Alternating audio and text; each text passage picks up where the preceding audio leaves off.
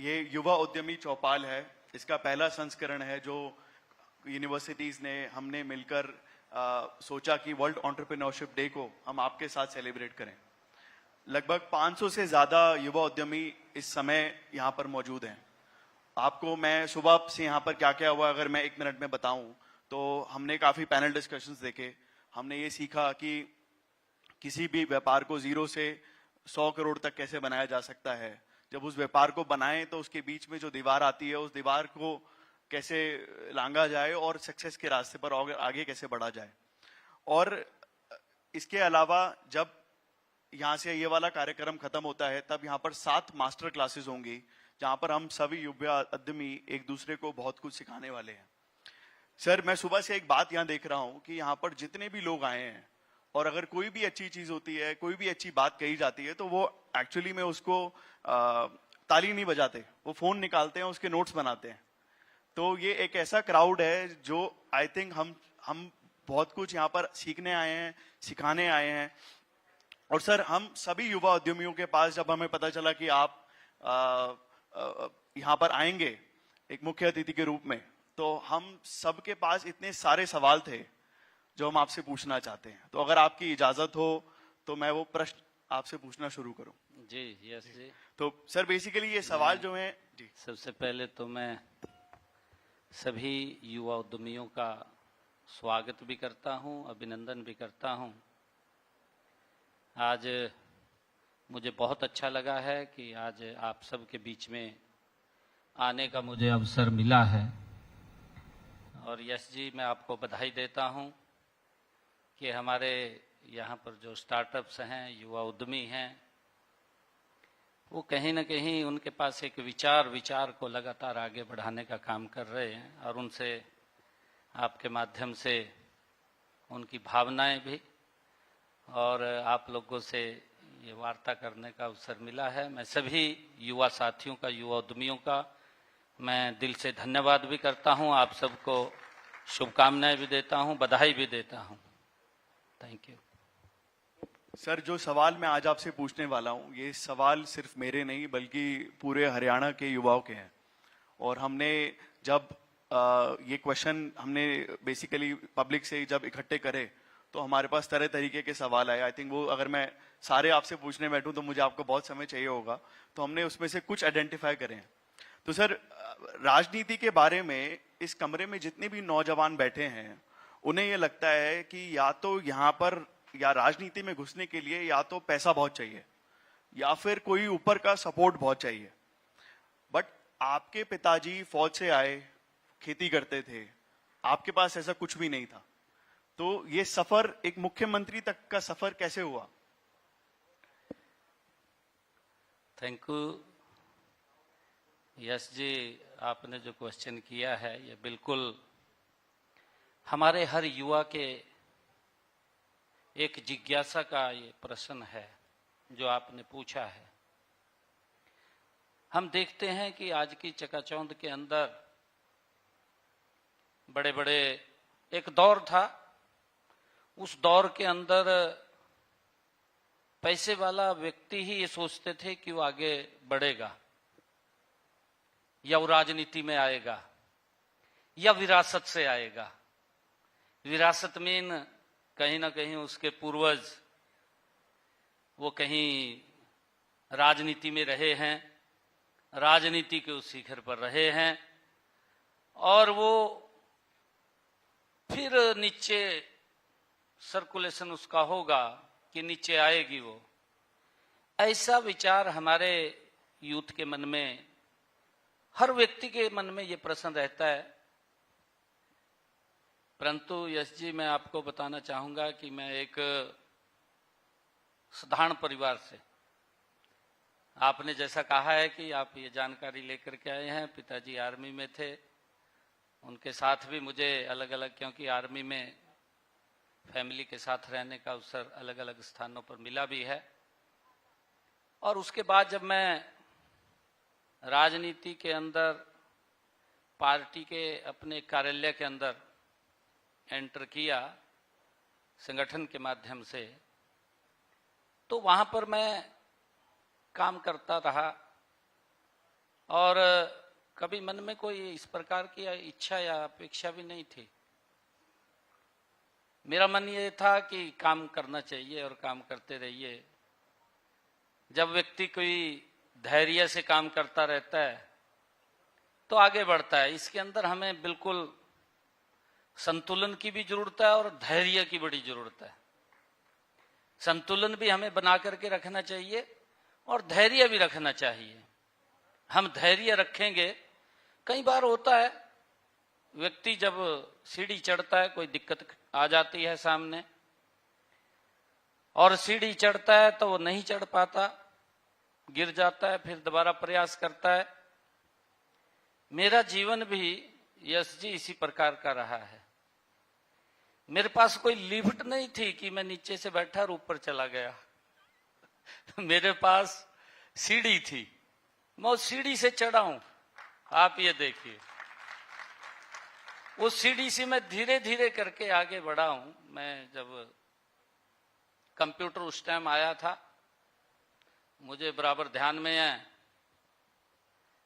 आदरणीय नरेंद्र मोदी जी हमारे संगठन मंत्री थे, हरियाणा वो देखते थे, क्योंकि सबसे पहले वो कंप्यूटर लेकर के हमारा ऑफिस में पंचकुला भेजा था उन्होंने। पहली बार मैंने उसको ऑपरेट किया। कई प्रकार की बातें भी थी, परंतु व्यक्ति का जीवन सीखने का होना चाहिए। हमने हर समय के ऊपर उसको बहुत डीपली जा करके उसको देखा है। मैं यश जी आपको बताऊं, एक समय ऐसा आ गया था कि मैं स्क्रीन के ऊपर भी नहीं देखता था। मेरी उंगली को याद था भी मैंने क्या, दिमाग के अंदर अगर कोई विषय आ रहा है तो उंगली उसको ऑपरेट कर रही है और स्क्रीन पे देखने की जरूरत नहीं थी कि क्या लिख रहा हूं क्या नहीं लिख रहा। जो दिमाग के अंदर बात आ रही है तो स्क्रीन के ऊपर जा रहा है। इतनी प्रैक्टिस और इतना डीपली उसके अंदर जा करके लगातार मैंने कहा है कि व्यक्ति सीखने का, नई चीज आती है, नई चीज को हमने अडॉप्ट करना चाहिए, उसको सीखना चाहिए, उससे दूर नहीं जाना चाहिए। और जब हम नई चीज के साथ जुड़ेंगे, उसको सीखेंगे, तो हमारे जीवन को तो सरल करेगी, परंतु समाज को, आम जन को भी राहत देने का काम उसके माध्यम से होगा। आज आप देख भी रहे हैं कि एआई का जमाना है और एडवांस हो गया। कहां कंप्यूटर था, कंप्यूटर के बाद आज एआई आ गया। और एआई, आप कुछ भी सोच रहे हैं, कुछ भी बोल रहे हैं, वो आपके सामने प्रेजेंट कर रहे हैं उसको। आप अगर ये कहें कि मेरे सामने ये विषय पूरा डिटेल के अंदर आप लेकर के आइए, वो लेकर के आ जाएगा, आपकी पूरी प्रेजेंटेशन तैयार करेगा। आज कितना एडवांस हम आगे बढ़ रहे हैं, परंतु इसका लाभ हमें तो मिलता है, परंतु आम जन को, लोगों को भी इसका लाभ मिलता है। और मैंने कहा है कि हमारी कोई पारिवारिक की परिस्थिति नहीं थी। हमारे यूथ के मन में ये जरूर जिज्ञासा रहती है कि पैसा होगा, राजनीतिक बैकग्राउंड होगी, तभी व्यक्ति आगे बढ़ सकता है, यूथ आगे बढ़ सकता है। और ये था भी, अगर एक दौर था, मैंने दौर की बात कही है बीच में, उस दौर में था भी, यूथ को इसीलिए उपयोग किया जाता था कि भाई आज रैली है, रैली में भर के ले जाओ, नारे मरवाने हैं, नारों के लिए उपयोग करते थे, पोस्टर लगवाने हैं, पोस्टर के लिए उपयोग करते थे, यूथ का उपयोग करते थे। परंतु अगर वो इच्छा उसकी जाग जाए कि मैंने आगे बढ़ना है, तो उसकी इच्छा को मार नहीं दिया जाता था, कुचल भी दिया जाता था कि वो आगे ना बढ़े। इस प्रकार का एक सिस्टम, एक दौर था। परंतु एक छोटे से कार्यकर्ता के रूप में मैंने राजनीति में शुरू किया। कार्यालय में था, कार्यालय के बाद फिर अलग अलग स्थानों पे भी काम करने का मुझे अवसर मिला। अलग स्थानों के बाद फिर मुझे क्षेत्र में भी काम करने का अवसर मिला।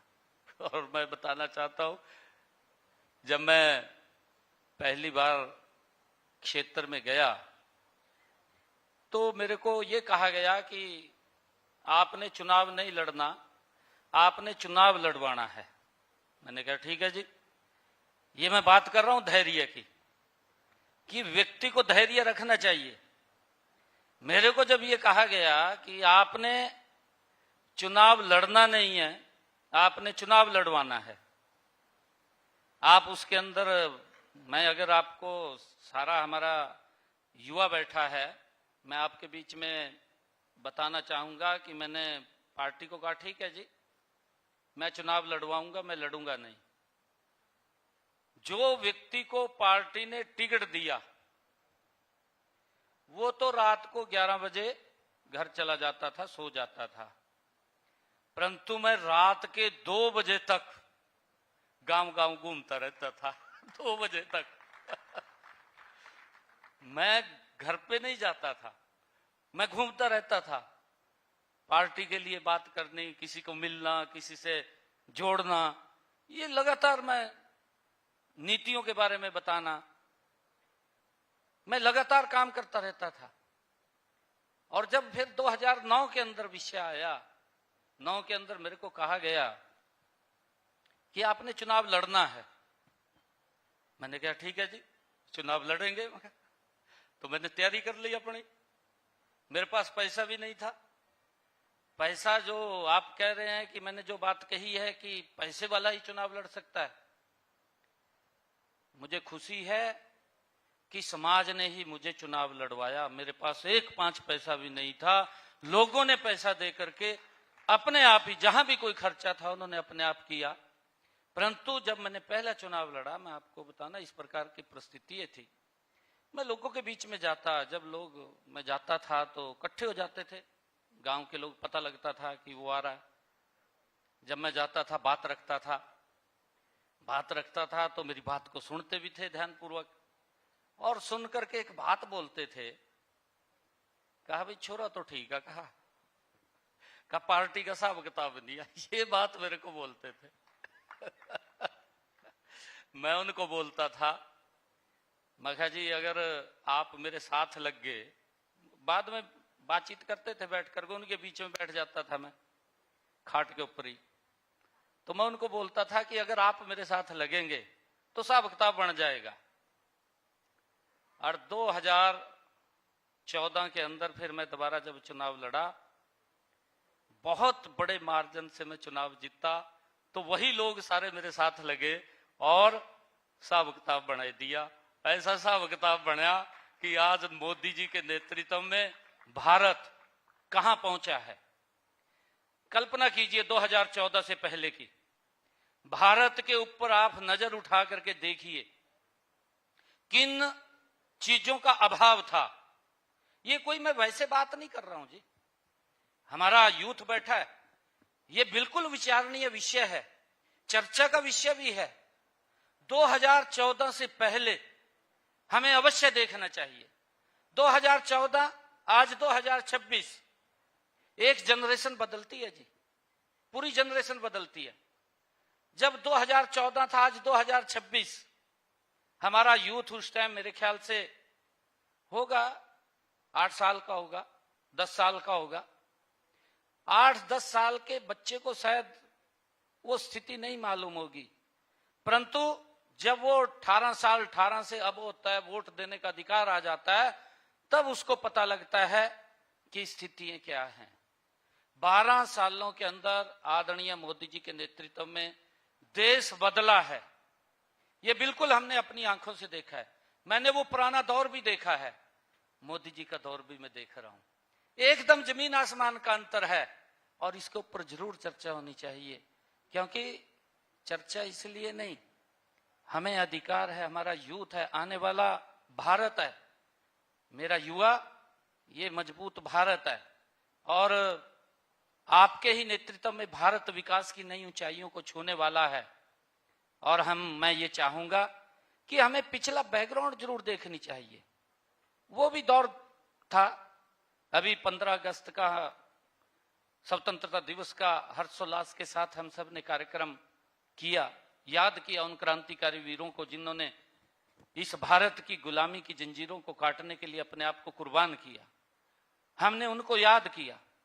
परंतु ठीक 15 अगस्त से पहले 14 अगस्त को क्या लोगों के साथ हुआ, उसको भी याद करना चाहिए, उसको भी नहीं भूलना चाहिए कि वो क्या कारण बने, किस कारण से एक हंसता खेलता परिवार अपने बच्चों के साथ रह रहा, अपने बगीचे में रह रहा, अपनी जमीन के ऊपर रह रहा, अपने घर के ऊपर रह रहा है, 1 घंटे के अंदर उसको यह बोल दिया जाता है कि आप छोड़ करके चले जाइए।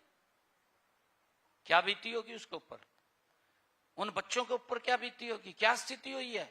स्थिति ये हुई है, मां से बच्चा भी छुट गया, नहीं मिल पाया, बच्चे को मां नहीं मिली, मां कहीं और चली गई, पता नहीं लगा उस इतना वो इस प्रकार का दृश्य था। हमें बिल्कुल उसके ऊपर चर्चा करनी चाहिए। यस जी, आपने अच्छा कहा है कि मैं यही बात कह रहा हूं कि ये जरूरी नहीं है, व्यक्ति की विल पावर, व्यक्ति का इच्छा शक्ति और व्यक्ति का विजन। स्वामी विवेकानंद जी ने कहा है ना, उठो जागो और जब तक लक्ष्य प्राप्त ना हो तब तक रुको मत। ये स्वामी विवेकानंद जी ने कहा, उनसे हमें इस बात की सीख मिलती है। और हम अगर कोई लक्ष्य निर्धारित कर लेंगे, मैं ये मानता हूं जी, यस जी, आपने भी कितना बड़ा साम्राज्य खड़ा कर दिया। आपकी आयु में अभी मंच से बता रहे थे 26 साल, और आपका एक विजन था, उस विजन को आपने कितना आगे बढ़ाया है इस छोटी सी उम्र के अंदर। आपके पास विजन था, आपके पास वो नीति थी, आपके पास वो सोच थी, और उस सोच को आपने आगे बढ़ाया। मैं आपको बधाई देता हूं। ये अगर कोई भी युवा लक्ष्य निर्धारित कर लेगा, मैं नहीं मानता जी वो अपने लक्ष्य पे ना पहुंचे, वो पहुंच जाएगा। उसका विजन है उसके सामने, उसको और इधर उधर दिखाई नहीं देता। अगर इधर उधर देख लिया तो अपने रास्ते से ओझल हो जाएगा, वो रास्ते पे नहीं बढ़ पाएगा। अगर कहीं भी इधर उधर देखा, अगर आपका लक्ष्य ठीक है तो आप अपने लक्ष्य को जरूर प्राप्त करेंगे, ये हमें पूरा विश्वास है। मैं आज यही कहना चाहूंगा युवा साथियों को कि पैसा मायने नहीं रखता साहब, आपकी मेहनत मायने रखती है, आपका विजन मायने रखता है। आप जब पसीना बहाते हैं, तो आज अगर देख रहे हैं दुनिया किस गति से बदल रही है, ये किसी का विजन है जी। किसी व्यक्ति ने एक बीज रोपा है, उस बीज अंकुरित हुआ है, अंकुरित होकर के वो वट का वृक्ष बना है। ये हम सोचते हैं कि थोड़ी देर के लिए कल्पना कीजिए, जहाज ऊपर उड़ रहा है, कल्पना है ना किसी व्यक्ति की, बिल्कुल बिल्कुल सर, किसी की सोच है ना जी, उड़ रहा है, ऊपर जा रहा है। तो ये हमारा लक्ष्य है जी, और हमने उसको स्ट्रेस करके उस लक्ष्य को निर्धारित करके आगे बढ़ना चाहिए। मैं सभी युवा साथियों से कहना चाहूंगा, देखिए कि पैसा कोई मायने नहीं है, हमारे पास वो ज्ञान, वो इच्छा शक्ति जी, और हमारे पास वो उस प्रकार का टारगेट होना चाहिए कि जिसको हम अचीव कर सके। मेहनत करेंगे तो ये कहा भी है, गीता के अंदर कहा है, ये तो पवित्र भूमि है गीता की जी, कर्म ने व्याकृस्तु मां फलेषु कदाचन। ये भगवान श्री कृष्ण ने कहा है कि कर्म कर, फल की चिंता मत कर। इसी भूमि के ऊपर कहा है, और पूरे मानवता को एक संदेश दिया है। भगवान श्री कृष्ण ने संदेश दिया, इसी भूमि से दिया है जी, कि अपना पराया नहीं है, आप काम करिए, मेहनत करिए, आगे बढ़ेंगे।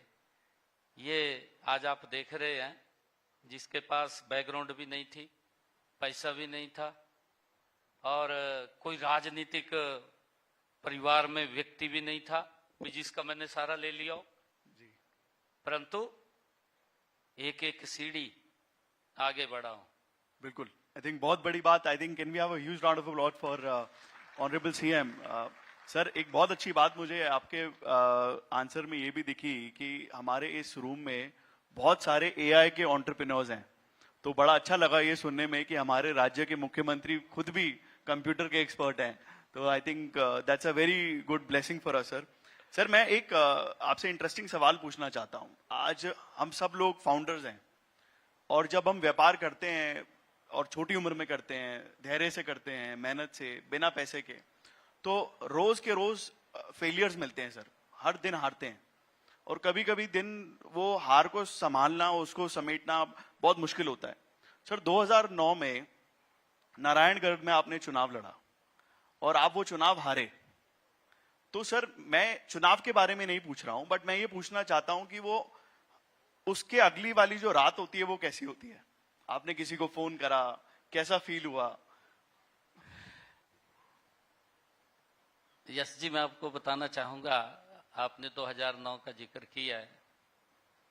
मैंने अभी थोड़ी देर पहले उसके ऊपर चर्चा की है कि मेरे को कहा गया कि आपने चुनाव नहीं लड़ना, आपने लड़वाना है।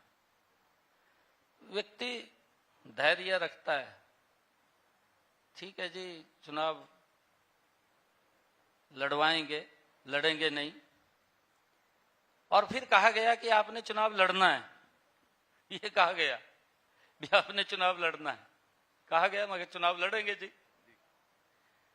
और जब मैं लोगों के पास मैंने कहा है, मैंने ये भी कहा भी जिसको हमने चुनाव लड़वाया था कि वो घर पे चला जाता था, मैं 2 बजे तक लगातार घूमता रहता था। क्योंकि जो राजनीति में कुछ साथी भी खड़े हो जाते हैं, खड़े करने पड़ते हैं साथी। हमें अपनी मेहनत के ऊपर विश्वास होना चाहिए जी।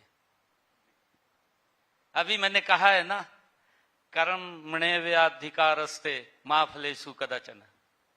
मैंने इस बात का जिक्र किया है।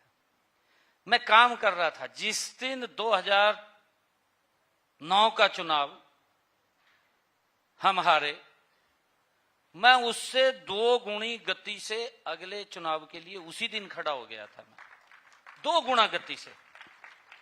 मेरे मन में यह नहीं था कि हम चुनाव हारे हैं। हमारा लक्ष्य, जो लक्ष्य था, उस लक्ष्य के लिए हम फिर दोबारा खड़े हो गए। आज मुझे खुशी है यस जी, आपको बताते हुए, हमारा यूथ बैठा है। 2014 से पहले अगर गूगल के ऊपर आप ये शब्द लिखते थे कि भ्रष्टाचार में कौन सा देश नंबर 1 के ऊपर है, लिखा है किसी ने? देखा, लिखा, कभी लिखा है क्या गूगल के ऊपर? 2014 से पहले की बात कर रहा हूं जी मैं। अगर गूगल के ऊपर ये शब्द लिख दिया तो क्या आता था? और आज 2014 से नरेंद्र मोदी जी के नेतृत्व में देखिए, कोई कुछ भी बोले, कुछ भी कहे, आज दुनिया का हर देश, अगर हमारा भारत का कोई व्यक्ति चला जाता है तो उसको सम्मान के रूप में देखते हैं। ये स्थिति पैदा हुई है। आज देश बदला है जी, दुनिया बदली है, दुनिया का विजन बदला है जी भारत के प्रति। उसका देखने का नजरिया बदल गया। और यही वो कारण था कि जब 2004-09 का चुनाव हम हारे, 2 गुना गति से हम अगले चुनाव के लिए लग गए। ये वही कारण था। आज वो सपना हम मोदी जी के नेतृत्व में इस देश का साकार होता हुआ देख रहे हैं। ये मेरे लिए गर्व की बात है। मेरे लिए पद अहमियत नहीं है, मेरे लिए अहमियत भारत है, ये देश है। मेरे लिए अहमियत ये देश है, मेरे लिए पद अहमियत नहीं है। मैंने आपको कहा है यश जी कि मेरे को कहा गया कि आपने चुनाव लड़वाना है, लड़ना नहीं। तो मेरे सामने पद नहीं था, ठीक है जी, चुनाव लड़वाएंगे। मेरे को कहा गया कि आपने चुनाव लड़ना है, मेरे सामने फिर भी वही विजन था, ठीक है जी चुनाव लड़ेंगे। चुनाव लड़े और चुनाव लड़े तो विधायक बना।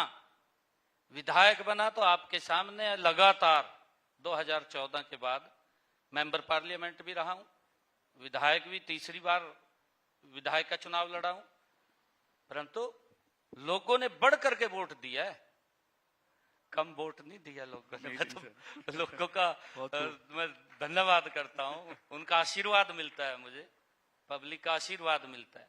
सर मेरा एक सवाल आपसे बहुत इंटरेस्टिंग है। जैसे आपने बताया, ऑफ कोर्स आप राज्य के मुख्यमंत्री हैं, जनता आपसे बहुत प्यार करती है, बट एक मुख्यमंत्री की कुर्सी पर बैठकर आपको कई फैसले ऐसे भी लेने पड़ते होंगे जिससे आपको पता है कि लोग नाराज होने वाले हैं, बट शायद आप वो फैसले लेते भी हैं, तो आप उस बारे में क्या सोचते हैं सर? यस जी, बहुत बार ऐसा होता है, सिस्टम के अंदर अगर हमने सुधार करना है, कई बार हम सोचते हैं पब्लिक उसके साथ जुड़ जाती है। बहुत सारे उदाहरण हैं, परंतु एक दो उदाहरण बताऊंगा मैं। हरियाणा के अंदर हमारे बुजुर्गों को सम्मान भत्ता देते हैं। बुजुर्ग उसके खाते में पैसा जाता था, फिर वो नहीं, पहले तो उसके हाथ में पकड़ाते थे, मिलता था, पूरा नहीं मिलता था, 3 महीने बाद मिलता था, 4 महीने बाद मिलता था, परंतु उसके वहां कोई ना कोई जाता था, वो पकड़ाता था। उसके अंदर सुधार किया कि उसके अंदर बहुत सारी खामियां थी, परंतु लोग उससे जुड़े हुए थे, उनको पता था कि मेरे पास आता है, घर पे आता है और आकर के गांव में कहीं बैठता है तो मेरे को आके पकड़ा जाता है। उसमें गड़बड़ें थी, कई बहुत सारी गड़बड़ें थी, हमने उसको चेक किया तो मैं आपको बताऊं, एक डिस्ट्रिक्ट का हमने चेक किया, लगभग मेरे ख्याल से 2 करोड़, पता नहीं 4 करोड़ रुपए का उसमें गड़बड़ झाला था। चेक किया जब उसको, 2014 के बाद की बात है ये, मनोहर लाल जी मुख्यमंत्री थे, खबर भी छपी वो भी इतने का गड़बड़ हो रहा है। हमने निर्णय किया कि इसके अंदर सुधार किया जाए, भी इसको ऑनलाइन कर दिया जाए, उनका बैंक में खाता खोला जाए, बैंक में डायरेक्ट पैसा पहुंचाया जाए, उनको दिक्कत ना आए, वो एटीएम से निकलवाए, बैंक से जाके निकलवाए, वो अपने आप निकलवा ले, कोई दिक्कत नहीं। हमने उसका सुधार किया जी, बैंकों में बुजुर्गों का खाता खोला, और खाता खोला तो उस वक्त बुजुर्गों ने भी उसके अंदर, देखिए विपक्ष का तो काम है जी विरोध करना, कोई भी अच्छा काम करे तो करे, परंतु बुजुर्गों को भी लगा कि मुझे तो बैंक जाना पड़ेगा, बैंक मेरे गांव में नहीं है, मैं कहां जाऊंगा। तो इस प्रकार के हमने कई कोऑपरेटिव बैंक और अन्य बैंक सबसे बातचीत करके हर गांव को लगभग बैंक से हमने अटैच कर दिया और उनके खाते खोल दिए। उस वक्त बुजुर्गों को भी ये लगा कि हमें ये परेशानी में डाल रहे हैं, परंतु हमें ये मालूम था कि ये फैसला ठीक है, ये इनके हित का है, उसके ऊपर स्टैंड ले लिया हमने, उनकी सुनी भी, उन्होंने हमें कहा भी नहीं ये वही सिस्टम ठीक है, परंतु हम उसके ऊपर अड़े रहे और उसका परिणाम ये निकला, आज एक भी बुजुर्ग हरियाणा के अंदर ये नहीं बोलता हर 10 तारीख को उसके खाते में पैसे चले जाते हैं। एक बड़ा सुधार उसके अंदर किया है और उस सुधार का आज हमारा जो बुजुर्ग है वो भी उसको एक्सेप्ट कर रहे हैं, क्योंकि सिस्टम के अंदर अगर कोई फैसला लेते हैं, मुझे मालूम है कि फैसला सही है, परंतु उसकी चुनौतियां तो खड़ी होती हैं सामने, उन चुनौतियों को भी हम देखते हैं, ध्यान में रखते हैं। कई बार बिल्कुल आपने ठीक कहा है, कई बार होता है कि फैसला कर देते हैं, जनता एक्सेप्ट नहीं करती जी, उसके ऊपर भी विचार करते हैं। अमेजिंग, आई थिंक उस पर भी विचार होता है। बहुत खूब, thank you so much sir. Actually हमने यहाँ पर जितने भी एंटरप्रेन्योर्स बैठे हैं, तो आज सुबह हमने यहाँ पर एक QR कोड लगाया था रजिस्ट्रेशन काउंटर पर, और हमने स्टूडेंट्स को एनकरेज करा कि वो सवाल खुद अपने आप पूछें माननीय मुख्यमंत्री जी से। तो आई थिंक उनके लिए एक बहुत बड़ी अपॉर्चुनिटी है। तो मैं, हमारी लिस्ट में जो पहला नाम सवाल पर मैं देख पा रहा हूँ, चिराग यादव, गुरुग्राम यूनिवर्सिटी से। तो चिराग, आप अपना सवाल पूछिए प्लीज। जी चिराग जी चल गया। हेलो मुख्यमंत्री जी, राम राम। राम राम जी। मैं चिराग यादव, गुरुग्राम यूनिवर्सिटी का डिपार्टमेंट ऑफ साइकोलॉजी का एलुमनाई हूँ। जी मेरे चिराग। स्टार्टअप का नाम कंसाइंटो है। कंसाइंटो में हम वर्क प्लेस में साइकोलॉजी का इस्तेमाल करके कर्मचारियों की गुणवत्ता और काम करने की काबिलियत पे बढ़ावा। हाँ, तो मेरा आप जी से सवाल ये है जी कि जब हम आपको देखते हैं कि आप कभी इधर जाओ हो, कभी मीटिंग में घूमो हो, कभी कार्यक्रम अटेंड करो हो, इतनी मीटिंग अटेंड करो, आप अपना टाइम क्यों कर मैनेज कर पाओ जी? और मेरा छोटा सा सवाल आप जी से ये भी है कि कल रात आप कितने घंटे सोए थे जी? धन्यवाद सर। रात हमारे अधिकारी बैठे होंगे और उसके बाद भी एक बैठक थी रात को। मेरे ख्याल से वो बैठक खत्म हुई 1 बजे के करीब। तो मैंने कहा, मैं कहा जी मैंने यूथ में जाना है सवेरे। 11 बजे शुरू हुई थी बैठक, वो 1 बजे खत्म हुई। मैं कहा जी कभी मेरे को नींद लग जाना सवेरे। मैं कहा 9 बजे मेरा ये कार्यक्रम है ग्रीवेंस का। मेरा आपने जो बात कही है स्टार्टअप्स की, मैं आपको सबसे पहले तो बधाई देता हूं कि आपने अपने स्टार्टअप्स को आगे बढ़ाया है, इसके लिए बधाई है। सबसे व्यक्ति के जीवन में महत्वपूर्ण है समय की मैनेजमेंट।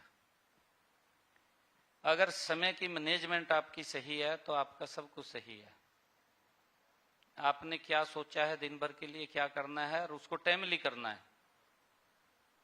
कई बार व्यक्ति ये सोच लेता है कि कोई बात नहीं भाई घंटे बाद करेंगे, वो घंटे बाद वाला जो आपका काम है ना वो छूट गया, वो आप नहीं कर पाएंगे। क्योंकि समय के चक्कर की सुई तो घूम रही है जी। जो समय आपका निकल गया वो निकल गया, वो दोबारा नहीं आएगा, वो आपके हाथ से छूट रहा है जी। आप उस समय का सदुपयोग कितनी जल्दी कितनी गति से कर सकते हैं वो आपकी मैनेजमेंट के ऊपर है जी। और हमें उसको समयबद्ध काम को करना चाहिए, उसी में ही आपकी सफलता है, आप आगे बढ़ते हैं। कई बार ये कहते हैं ना भी हार गया, हारने से व्यक्ति को प्रेरणा मिलती है जी। जीत के बाद प्रेरणा नहीं मिलती, जीत के बाद तो वो उत्साहित हो जाता है। आप शायद अगर कहीं भी स्टार्टअप आपने खड़ा किया है, स्टार्टअप के बाद यूनिकॉर्न में तब्दील करेंगे, आपकी पूरी की पूरी एक विजन एक योजना बनी हुई है।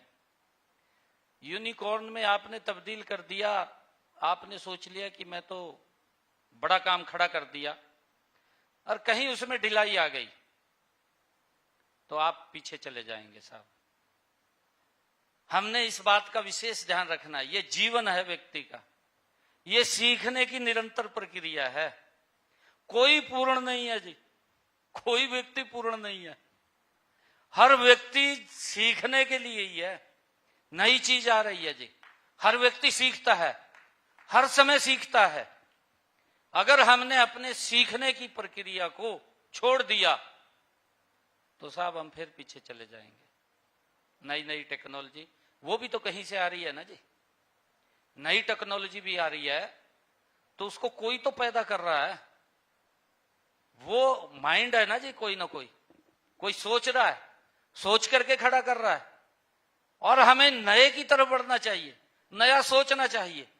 कभी भी ये मत सोचिए कि मैंने ये अच्छा कर दिया और अच्छा करिए। आप जितना बेटर करेंगे, जितना अच्छा आप करेंगे, आपकी उसी में सफलता है जी।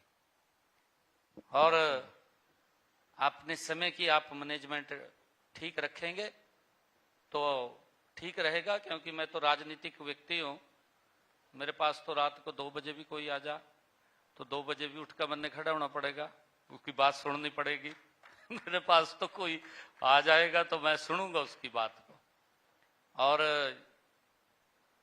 ये विषय भी है, मैंने जब ये मंच के ऊपर बोला पिछले दिनों रात के मेरे ख्याल 12:30-1 बज रहा था, कुछ 4-5 युवा आए मेरे पास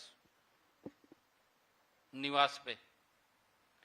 निवास पे जब आए तो मेरे को कहा कि कुछ लड़के आए हैं। मैं कहा मैं मिल लेता हूँ। मैं मिलने चला गया। मिलने गया तो मैंने उनको पूछा, मैं कहा बताओ जी क्या बात है। मेरे को कहने लगे, कहा जी बात तो कुछ नहीं है, हम तो देखने आए थे भी 12 बजे कह रहे थे, भी 12 बजे भी मुख्यमंत्री मिलने कहा, भी आप मिल रहे या नहीं मिल रहे।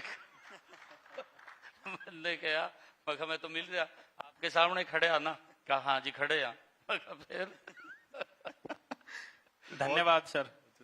Thank you sir. एक्चुअली अभी हम और प्रश्नों पर आएंगे। एक मेरा आपसे सवाल है, आपने एक बहुत अच्छी बात करी सीख की, और आपने एक्चुअली में 1996 के बारे में बात करी, 2014 के बारे में बात करी, 9 के बारे में, और अभी की भी हम बात कर रहे हैं। सर मेरा आपसे ये प्रश्न है कि आज की, आपको ऐसा क्या लगता है कि आज की जो जनरेशन है उसके पास ऐसा क्या है जो आपके पास नहीं था, और आज आपके पास ऐसा क्या था उस समय में जो इस जनरेशन ने खो दिया है? यस जी, ये बड़ा जो सवाल आपने पूछा है, ये आपने बहुत एक हार्ट को टच करने वाला क्वेश्चन पूछा है कि आपके पास क्या था, इनके पास क्या नहीं है।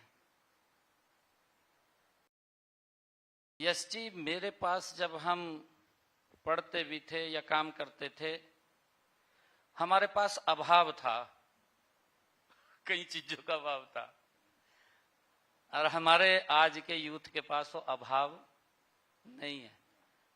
हमारे पास तब इंटरनेट भी नहीं था, परंतु आज आपके स्क्रीन के ऊपर हर चीज है, दुनिया से जुड़े हुए हैं आप। आपको दुनिया की हर मिनट में जानकारी है। आज सुविधाएं बहुत ज्यादा खड़ी हुई हैं, हमें उनको मैनेज करना है जी। एक बात मैं कह रहा हूं कि देखिए, हम अगर अपने लक्ष्य को निर्धारित करके चलेंगे, आप पीछे नहीं रहेंगे जी। इन 12 सालों में तो इतना सिस्टम खड़ा किया है कि हमारा जो यूथ था, एक समय ये था, वो भारत के ऊपर ये कहते थे कि बोझ बन रहा है, क्योंकि बेरोजगारी बहुत ज्यादा बढ़ रही थी, गति से बढ़ रही थी। परंतु हम देखते हैं कि बेरोजगारी को खत्म करने के लिए सिस्टम नहीं खड़ा हो रहा था। इन 12 वर्षों के अंदर अगर मैं हरियाणा की ही बात करूं, हरियाणा के अंदर हमारा गुरुग्राम किस लेवल पर खड़ा हुआ है, फरीदाबाद किस लेवल पर खड़ा हुआ है, हमारा जो मेवात का एरिया है, इंडस्ट्रियल जो बावल का क्षेत्र रेवाड़ी है, आप हिसार के अंदर देखेंगे। अभी मैंने बजट के अंदर ये बात कही थी कि हम 10 IMT और खड़े कराएंगे। सोनीपत को देखिए आप, सोनीपत के अंदर IMT खड़ा हो रहा है। कितनी बड़ी इंडस्ट्री वहां पे आई कि जिसके अंदर लगभग उसके साथ अगर छोटी इंडस्ट्री भी आएगी तो पूरा का पूरे क्षेत्र के अंदर वहां जगह नहीं रहेगी। हमने 10 IMT की घोषणा की थी।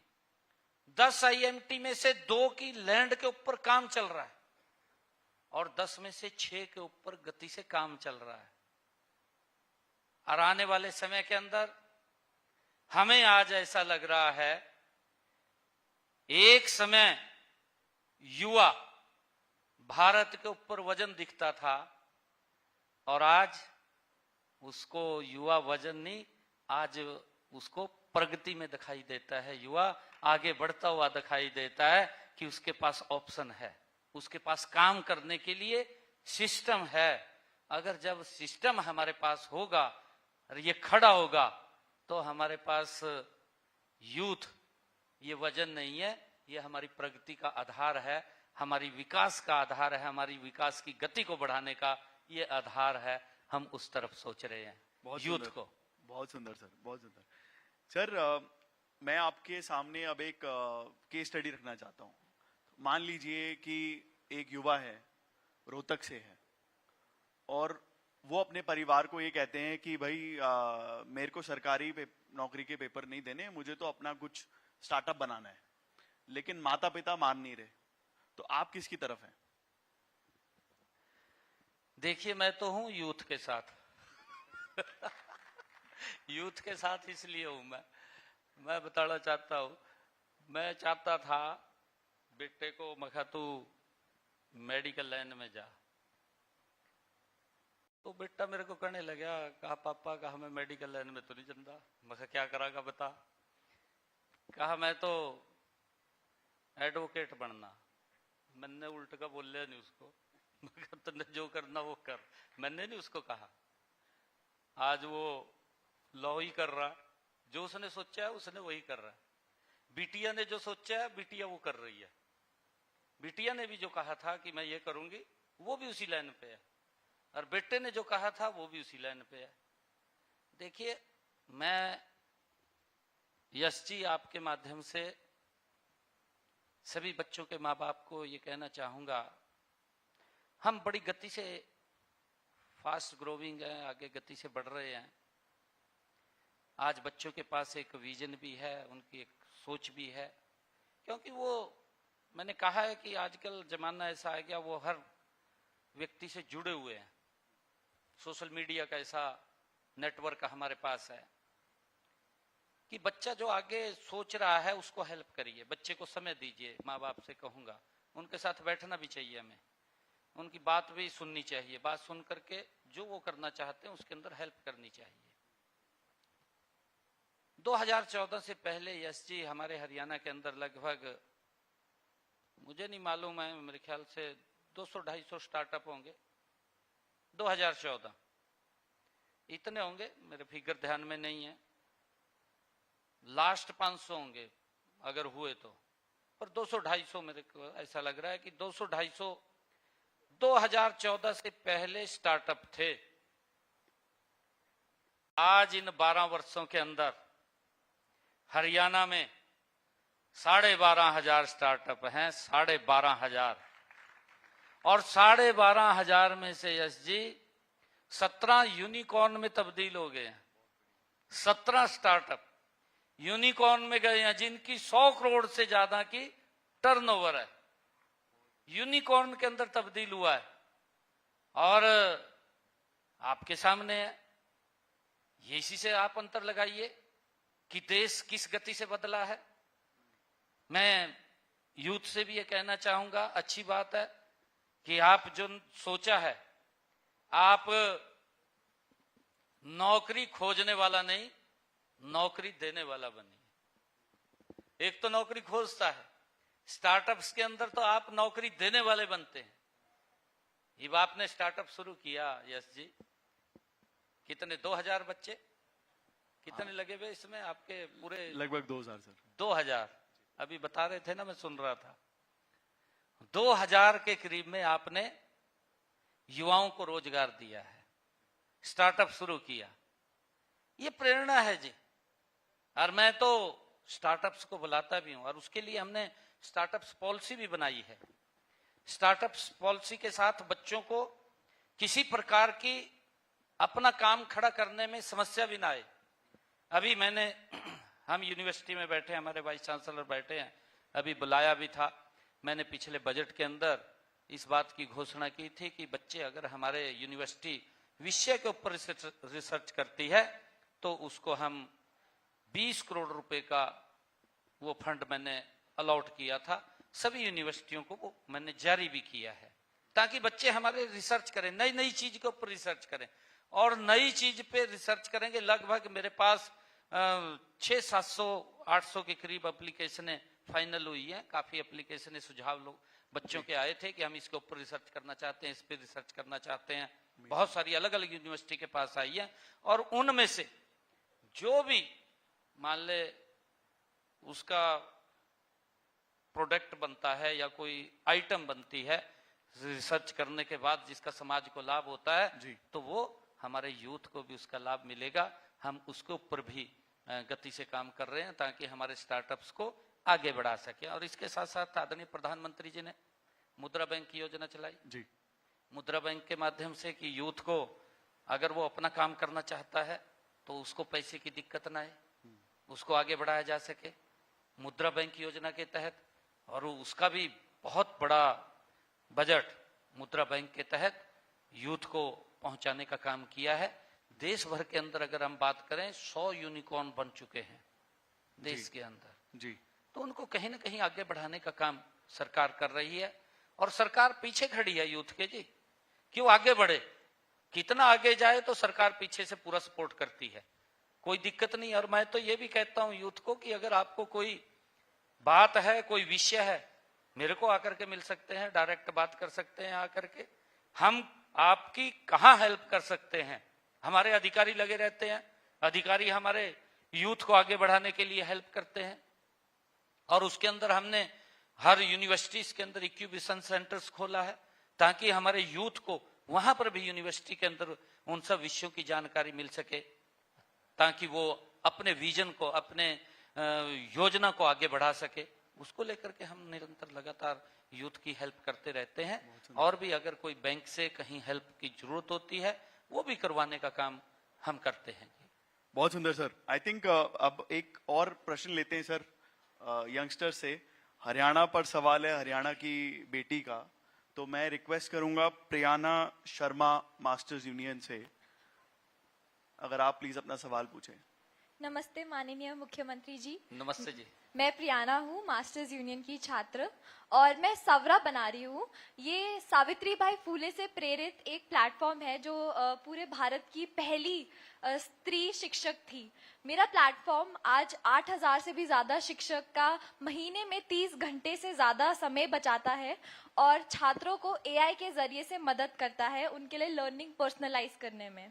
मेरा आपसे ये सवाल है कि आज के दिन में हरियाणा के किसी गांव के कोने में एक 19 साल की लड़की, मेरे उम्र जितनी, जिसके पास आइडिया तो बहुत अच्छा है पर ना ही पैसे हैं और ना ही उसके घर वाले उस पर यकीन करते हैं, आप उनके लिए क्या कहना चाहेंगे आज? बेटा मैं आपको बताना चाहता हूँ, बहुत अच्छा आपने सवाल किया है। आइडिया आपके पास है।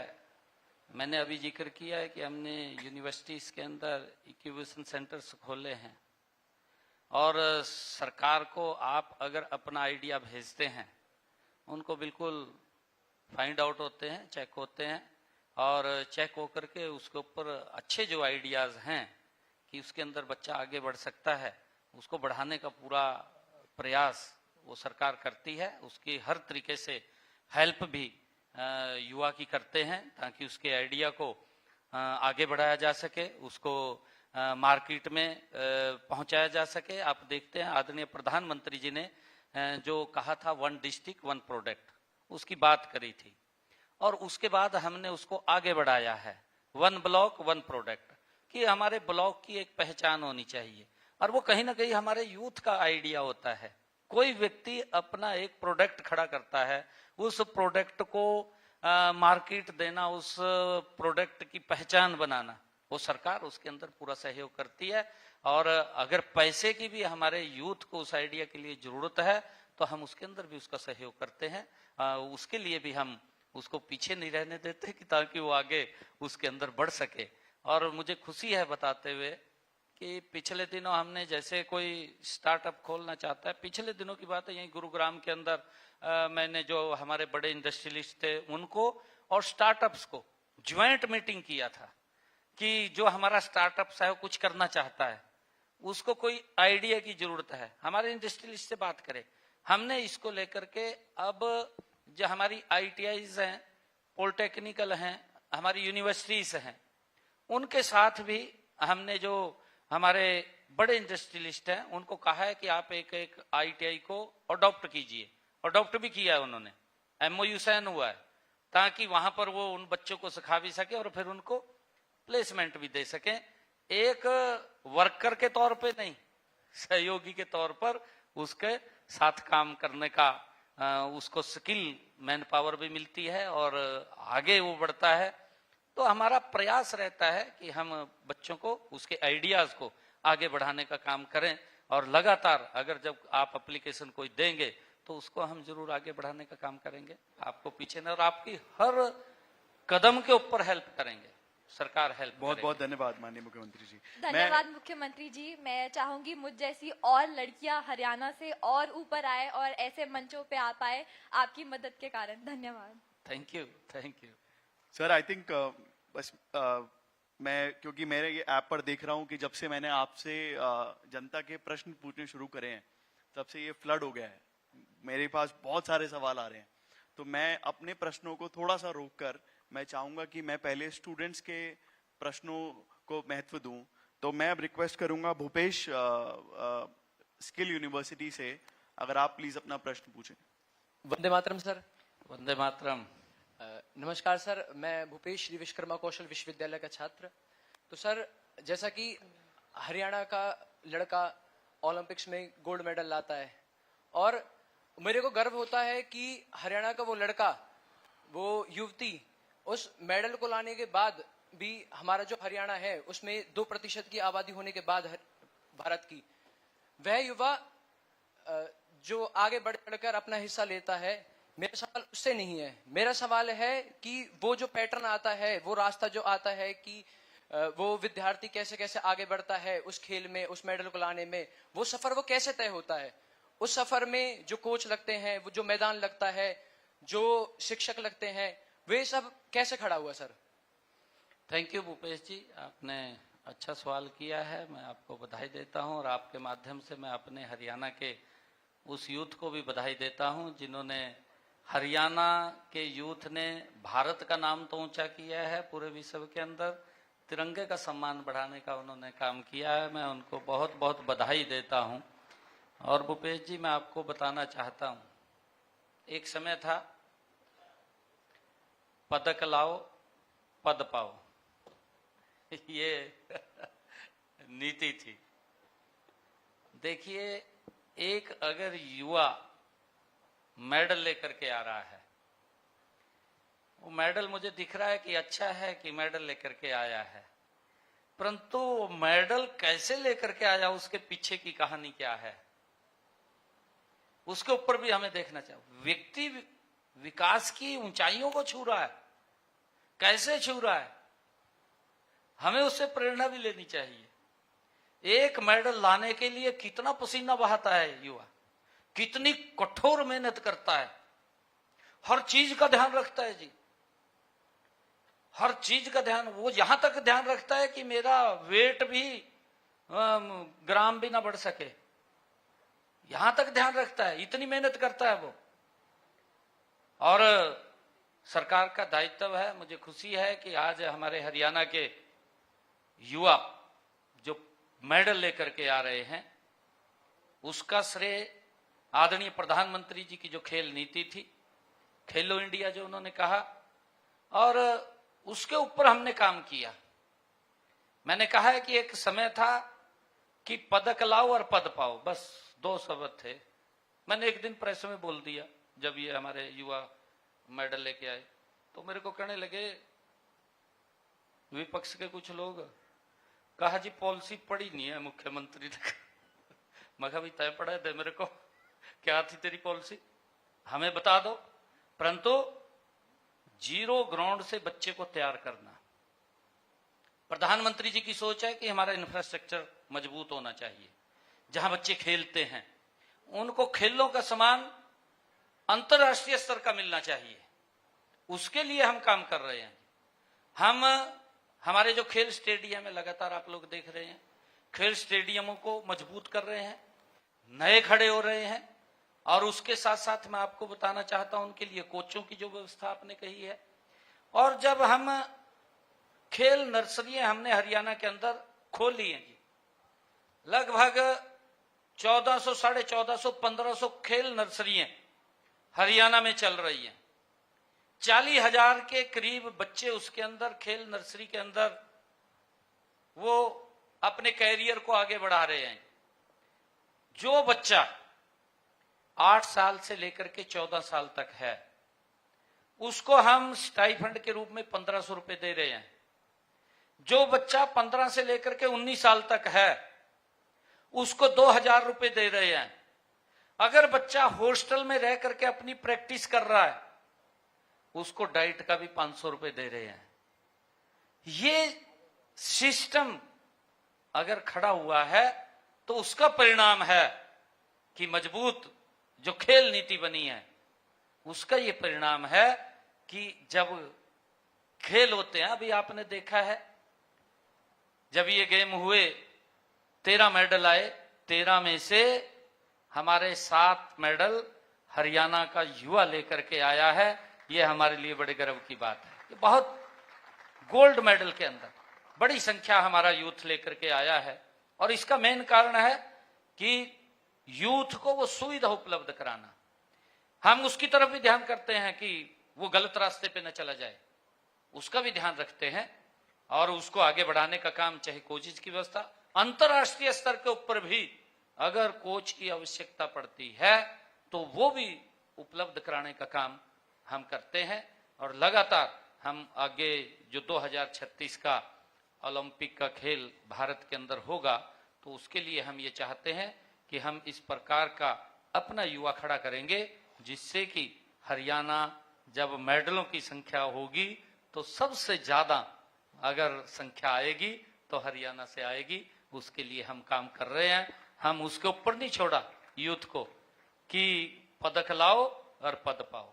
हम सरकार के अंदर नौकरी देने का भी लगभग 250 ज्यादा युवाओं को सरकार में नौकरी दी है, कैश प्राइज दिया है, लगभग 750 करोड़ रुपया इन पिछले ये 12 वर्षों के अंदर हमने खिलाड़ियों को उनके ऊपर खर्च करने को, उनको देने का काम किया है, जो हमारे बच्चे गोल्ड मेडल लेकर के आए हैं, ताकि और बच्चे भी उनसे प्रेरणा लेकर के आगे बढ़े। मैंने कहा है कि हमें मेहनत करनी पड़ेगी। जो गोल्ड मेडल लेकर के आ रहा है, जब तालियां बजती हैं तो तालियां उसकी मेहनत को बजती हैं, गोल्ड मेडल को नहीं, जो उसने पसीना बहाया है और पसीना बहा करके वो मेडल देश के नाम लेकर के आया है। मैं उन सबको बहुत बहुत बधाई देता हूं। सरकार उसके ऊपर गति से काम कर रही है। बहुत बहुत धन्यवाद सर। Thank you sir. एक आखिरी सवाल मैं जनता से लूंगा, यूथ से लूंगा, उसके बाद मैं आप बिकॉज मुझे पता है आपका स्केड्यूल बहुत बिजी है, और मैं बहुत आभारी हूं कि आपने हम सब युवाओं के लिए अपना समय निकाला, और इतना सारा समय निकाला इनफैक्ट। तो मैं रिक्वेस्ट करूंगा मृणाल चौधरी फ्रॉम मानव रचना, आप प्लीज अपना क्वेश्चन पूछिए। नमस्ते माननीय मुख्यमंत्री जी, मेरा नाम मृणाल चौधरी है। मैं मानव रचना बीटेक 3rd ईयर का छात्र हूं। मेरा आपसे प्रश्न यह है कि लोगों को मंच दिखता है, लोगों को मालाएं दिखती हैं, लोगों को काफिला दिखता है, पर इसकी दूसरी तरफ किसी को नहीं दिखती। तो एक मुख्यमंत्री का चुनौती भरा दिन कैसा होता है? मुख्यमंत्री के सामने तो रोज ही चुनौतियां चुनौतियां भरा जीवन शुरू हुआ, सवेरी शाम तक चुनौतियां ही चुनौतियां। ये बिल्कुल आपने ठीक बात कही है। अभी भूपेश ने क्वेश्चन पूछा था मेरे को कि गोल्ड मेडल लेकर के आता है, गोल्ड मेडल लेकर के आ रहा है, परंतु उसकी जो मेहनत है उसके पीछे की, वो शायद बहुत कम लोग जानते होंगे। उसका माँ बाप जानता होगा, उसके परिवार के, उसके नजदीक के लोग जानते होंगे कि इसने क्या मेहनत किया है, या उसका कोच जानता होगा कि उसने क्या मेहनत किया है। देखिए जी, जब व्यक्ति मेहनत करता है तभी वो ऊंचाइयों को छूता है, और मेहनत से ही ऊपर उठता है।